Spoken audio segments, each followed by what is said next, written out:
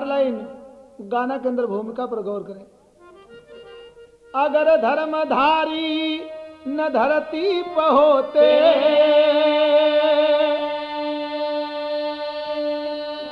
तो गरीबों का कोई गुजारा न होता।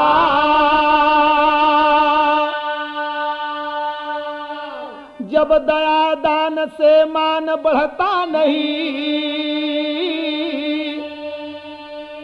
तब दया दान जग में दोबारा न होता। रात भर चाँद रोया गगन मध्य में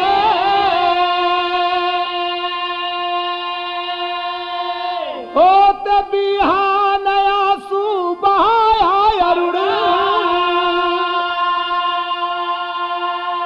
सुन के पत्थर जिगर भी पिघल ही गया। जिला आजमगढ़ की कहानी करुण।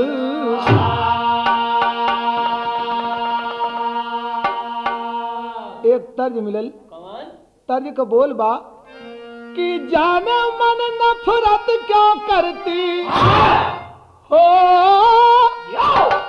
जाने मन नफरत क्यों करती कर लो जरा हेरा फेरी। दिल धड़कन आओ दिल मेरा धड़कन तेरी हो। दिल मेरा धड़कन तेरी, दिल मेरा धड़कन तेरी, दिल मेरा धड़कन तेरी। गाना के अंदर भाव मिलल। अगर झूठ होता ना जग में, अगर झूठ होता ना जग में होती नहीं अदालत यार। कितने होते बेरोजगार, कितने होते बेरोजगार, कितने होते बेरोजगार, कितने होते बेरोजगार।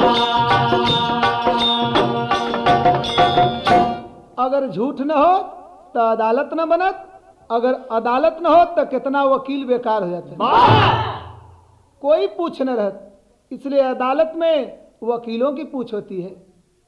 तो भाव मिला, दौलत के लिए दुनिया में इंसान बिक रहा।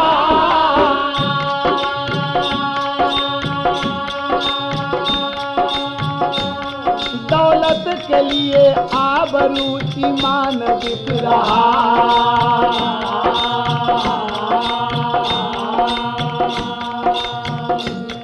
दौलत ने आज मानव को अंधा बना दिया।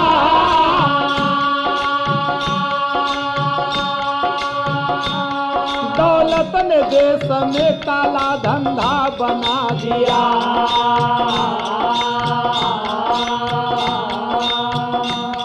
ठाकुर त्रिवेणी सिंह रहे बबुरा के निवासी।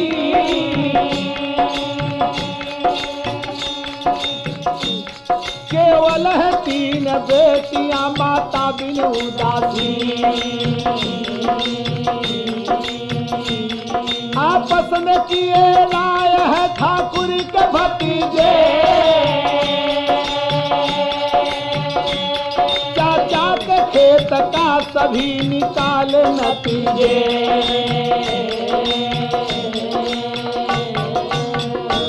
ठाकुर त्रिवेणी सिंह बबुरा के निवासी और 2 भाई रहे। बड़े भाई अलग हो गए और छोटे भाई बाबू त्रिवेणी सिंह के पास केवल 3 लड़की, तीनों लड़की लेके बेचारू जन अपने गरीबी में जीवन पालन करते रहे। संयोगवश उनकर धर्म पत्नी भी गुजर गई। भतीजा लोग सोचे लगलन कि अगर चाचा मर गई हैं तो चाचा के जमीन को मालिक जन है तीनों लड़की हो जी हैं। दिल में लोभ समा गल, पाप समा गल। कैलन का कि चोरी से खेत का फर्जी बनाम कराए।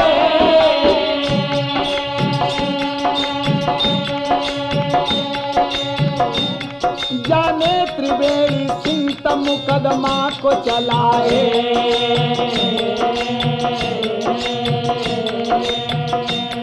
विपक्ष वाले सोचे कि अब हो जाएगी हार।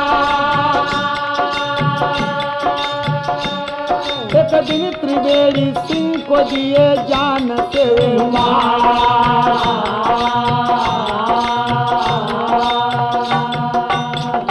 भतीजा लोग कैलन का कि त्रिवेणी सिंह के खेत का चोरी से फर्जी बैनामा करा लेलन। जब बाबू त्रिवेणी सिंह जानलन कि हमरे खेत का फर्जी बैनामा करा लेलन तब मुकदमा चलाए।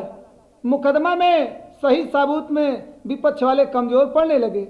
भतीजा लोग कैलन का कि एक दिन जो है संयोग की बात है, मुकदमा का तारीख देख के बाबू त्रिवेणी सिंह वापस आवत रहलन घरे और भतीजा लोग रास्ते में मिल गए। वही जो है किए क्या कि बाबू त्रिवेणी सिंह को जान से मार दिए। और किए क्या कि छिपाला से अरहर के खेत में, छिपाला से अरहर के खेत में गर्दन को ले लिए उतार, कितने होते बेरोजगार। मार के अरहर के खेत में फेंक दिलन, गर्दना उतार लेलन कि कोई सही साबूत न मिल पावे। इधर बेचारी तीनों लड़की जो है इंतजार करते जोहत जोहत शाम हो गई। सोचली कि अभी बाबूजी ना आइलन, यहाँ मास्टर तर्ज बदल गए। तर्ज वो मिलल फिल्म नदिया के पार से। बोल बा जब तक पूरे ना हो फेरे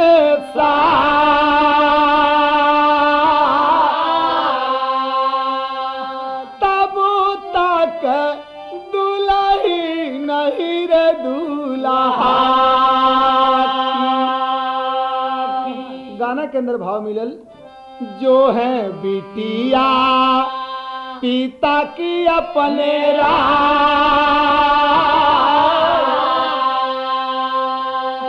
जो है बिटिया पिता की अपने राह, मनावा में आस लिए हो, मनावा में आस लिए हो, मनावा में आस लिए।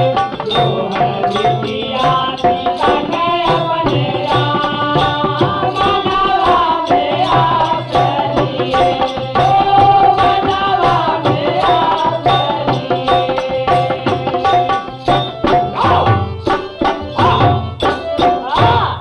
रहिया देखत बिना खाए सुत गईली,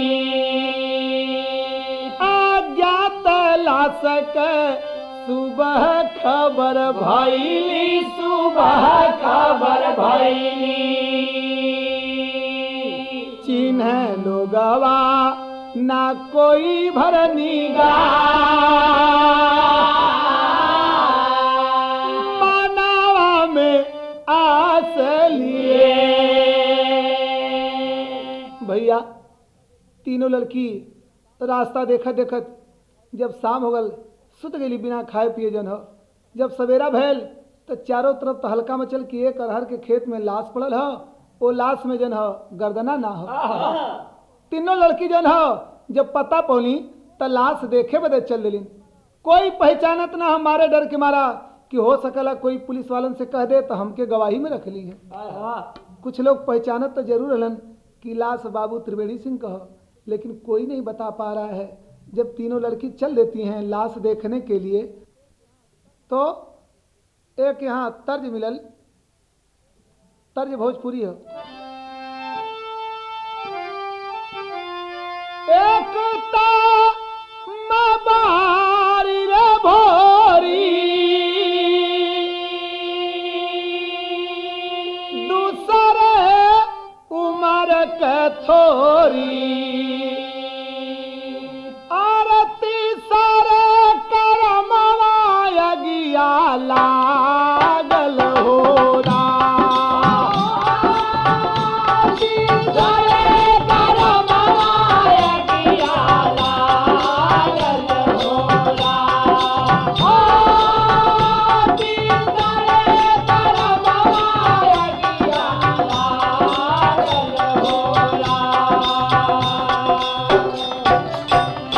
गाना के अंदर भाव मिलल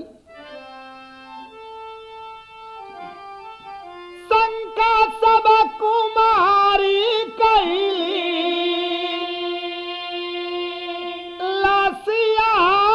देखा न गईली अरे गरीबी का दिनवा बनवा बेधई होला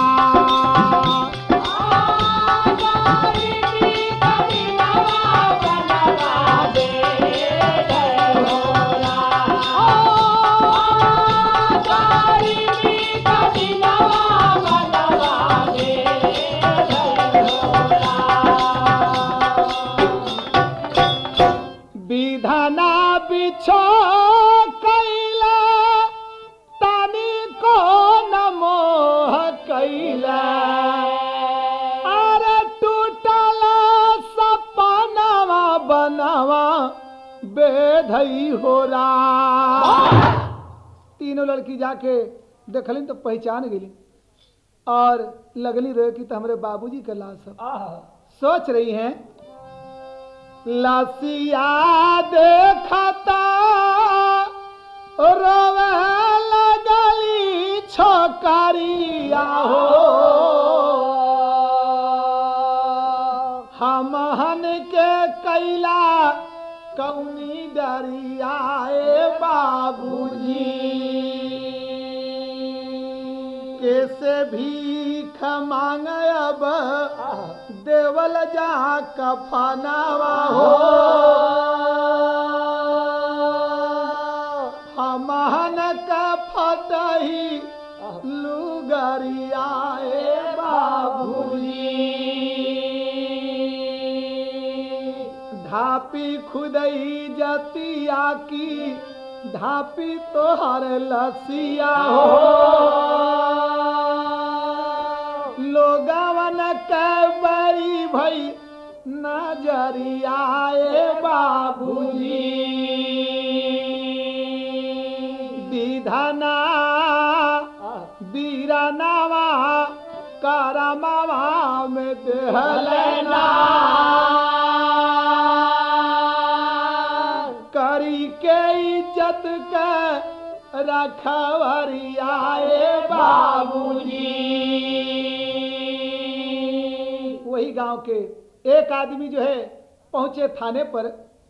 थाना जहानागंज के इंचार्ज साहब जब खबर सुने तो दल बल के साथ पहुंचे और हुआ क्या थाना जहानागंज के थानेदार रंगदार यसो झारखंड राय चलिए पाक खबर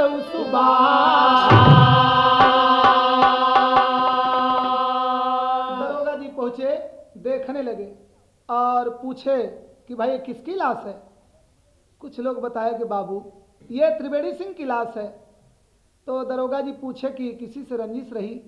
तो आपसी तनाव के बारे में लोगों ने बताया कि दरोगा जी ये आपसी मामला है और भतीजा लोग ने ही ऐसा किया है। तो दरोगा जी कहने लगे और लड़की की तरफ जो निगाह तीनों लड़की को जब दरोगा जी देखते हैं तो कहने लगे कि हर दिल में दर्द उभरता है, हर दिल में दर्द उभरता है, कोई दिल है बेदर्द नहीं, डूबते को अगर बचा न ले समझो कि है मर्द नहीं। थाना जहानागंज के यसो झारखंडे राय कहे अन्याय को मारे हैं ठोकर दुनिया वालों से न्याय कहे। हाय कसम त्रिवेणी सिंह की मुझे और कसम हमारे वर्दी की, ये धर्म की है बेटियां मेरी जड़ काटूंगा बेदर्दी की। चढ़ना बलवेदी के ऊपर, चढ़ना बलवेदी के ऊपर हर रक्षक की अभिलाषा है, पानी के लिए वह तड़फेगा जो बैरी लहू का प्यासा है। दरोगा जी कहने लगे कि ये तीनों बेटी धर्म की बेटी हैं, लेकिन मैं कसम खा कर कहता हूं कि जब तक तीनों पापियों को पकड़कर मैं जेल नहीं भेज दूंगा तब तक मुझे चैन नहीं है। तेरी के अंदर भाव मिले कि वतन को वफादारी चाहिए। दरोगा झारखंड भद्र सभा के पुजारी वतन को वफादारी चाहिए। दरोगा झारखंड भद्र सभा के पुजारी वतन को वफादारी चाहिए। दरोगा झारखंड भद्र सभा के पुजारी वतन को वफादारी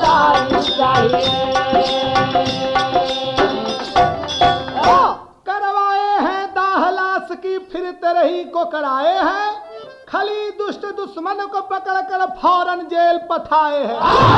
गैर कानूनी काम न होवे, दिल में गौर बढ़ाए हैं, घबराए मुलजिम सारे रुपए की लोभ दिखलाए हैं।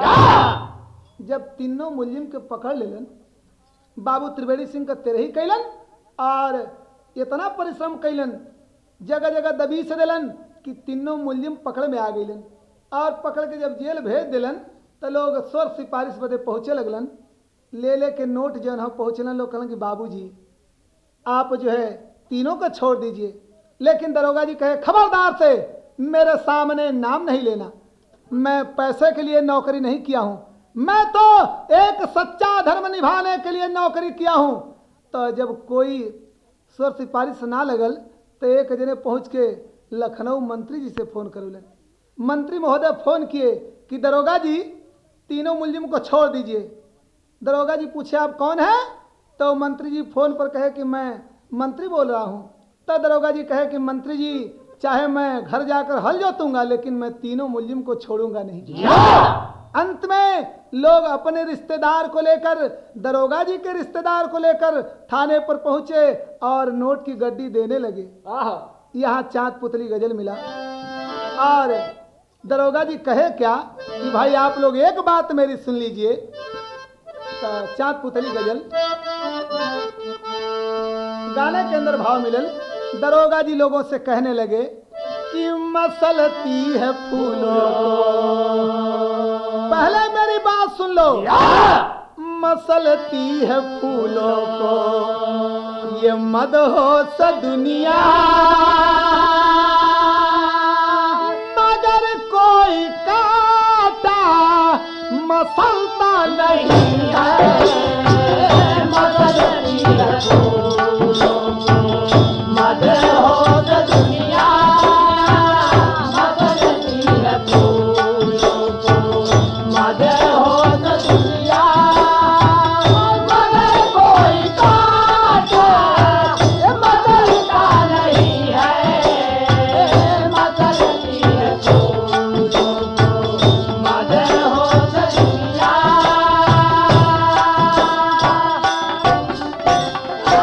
मसलती है फूलों को ये मदहोश दुनिया,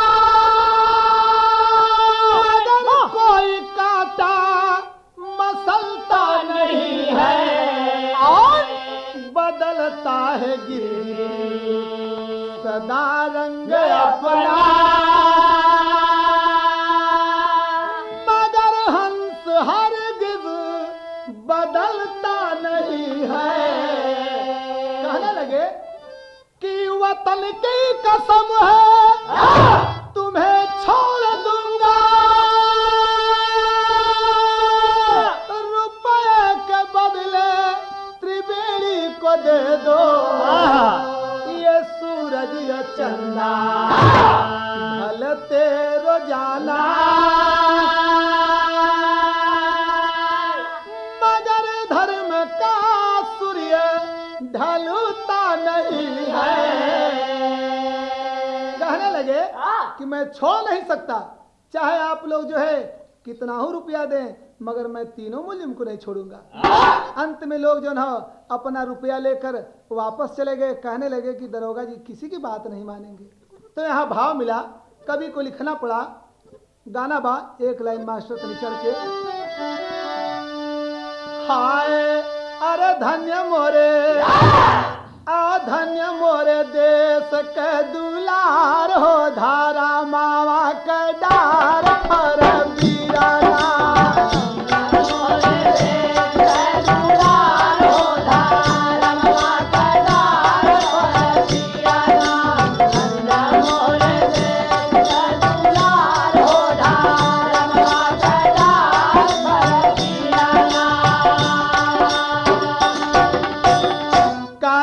जहानागंज के मैनेजर जो रहला ओ नहीं से जाके दर्द दरोगा जी कहला।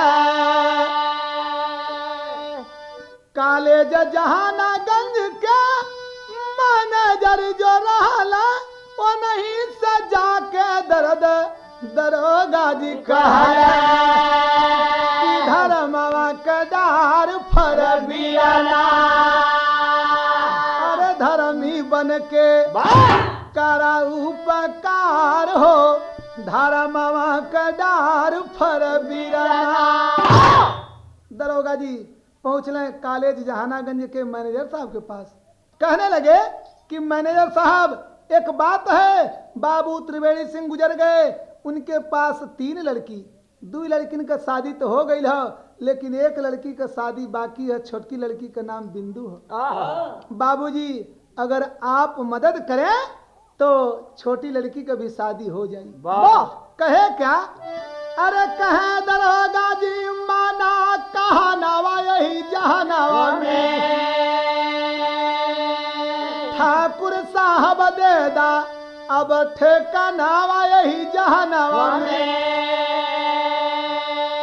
बाप धर्म का बन के भैया तो हाथ बतावा हो,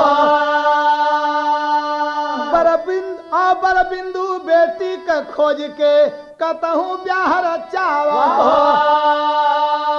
अरे देवा खर्चा दहेज चांदी सोनावा यही जहानावा में, नहीं तो दुनिया मारी हमें मेहनावा यही जहानावा में।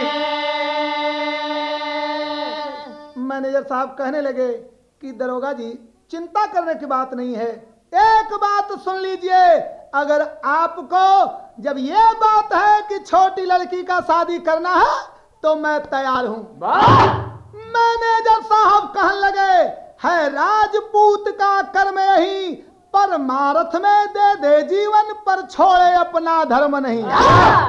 चिंता ना करे दरोगा जी, बिंदु भी हमारी बेटी है, दूंगा उसका मैं कन्यादान जो इज्जत को स्वयं समेटी है।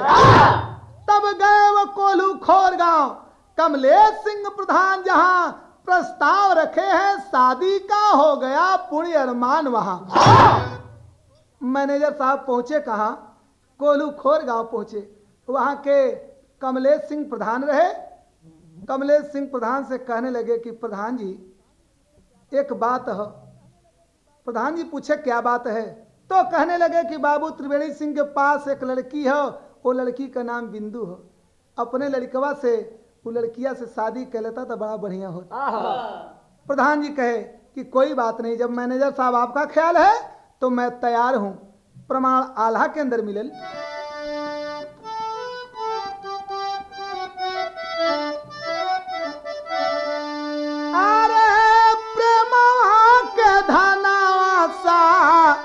कोई ना खजाना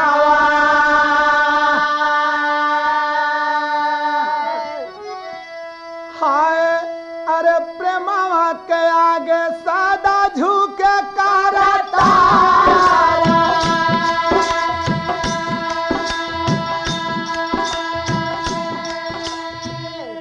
प्रेमवा में पड़ के राम खाए जूठी बैरिया,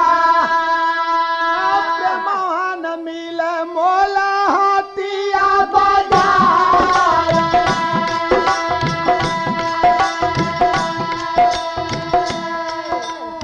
बात प्रेम पावन कमलेश सिंह का जग में, अरे बिना दहेज शादी खातिर हो गईला तैयार,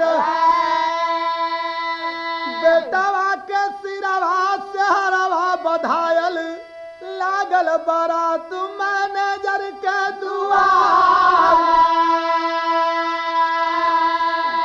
एसपी साहब जहां चलावे पुरवा पत्तल, देहला कलेक्टर साहब पानी संग प्यार।